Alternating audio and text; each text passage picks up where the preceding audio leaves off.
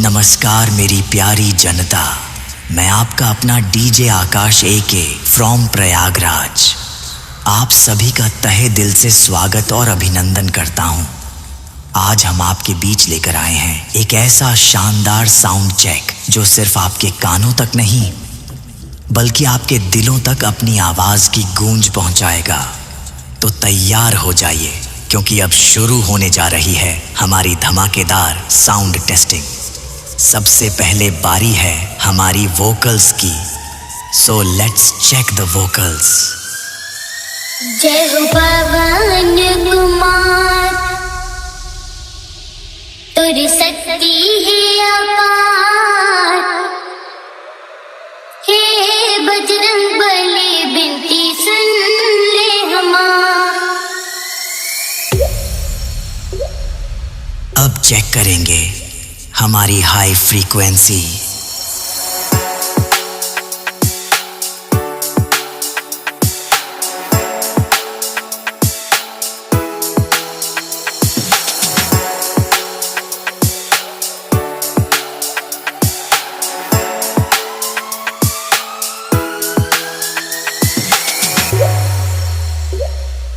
अब बारी आती है उस ताकत की जिसे सिर्फ सुना नहीं जाता बल्कि महसूस किया जाता है, क्योंकि अब शुरू होने वाला है हमारा powerful base test.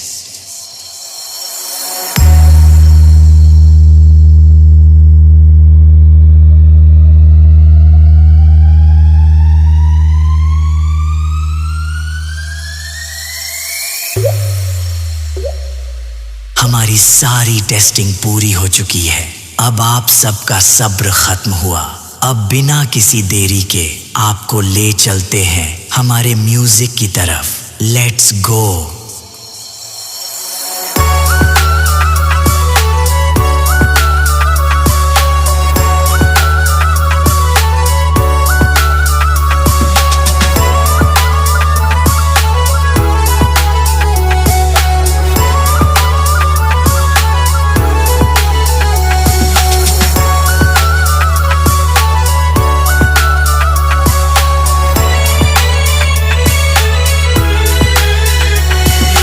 DJ AK and JTN। जय हो पवन कुमार, तुर शक्ति है अपार। हे बजरंग बली बिनती सुन ले हमार। जय हो पवन कुमार, तुर शक्ति है अपार। हे बजरंग बली बिनती सुन ले हमार। सुन ले हमार बिनती सुन ले हमार। तोरे दुआर मैं करत गुहार। हे बजरंग बली बिनती सुन ले हमार।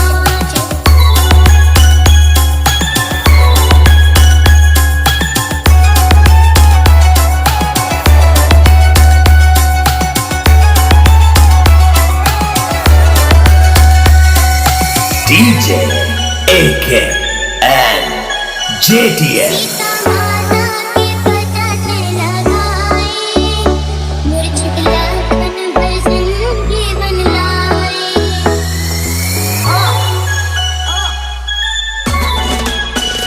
सीता माता के पता लगाए, मूर्छित लखन भजन जीवन लाए।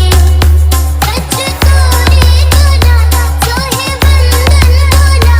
वज्र तोरे चोला सदाधारी। रुद्र के अवतार तुर शक्ति है अपार। हे बजरंग बली बिनती सुन ले हमार।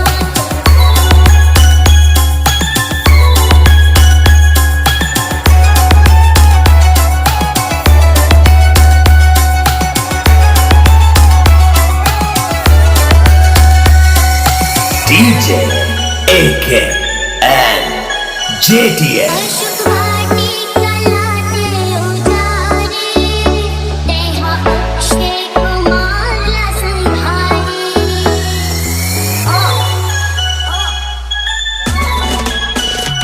अशुक वाटी कलाते उजारे, तेहा अक्षय कुमार संहारे। माता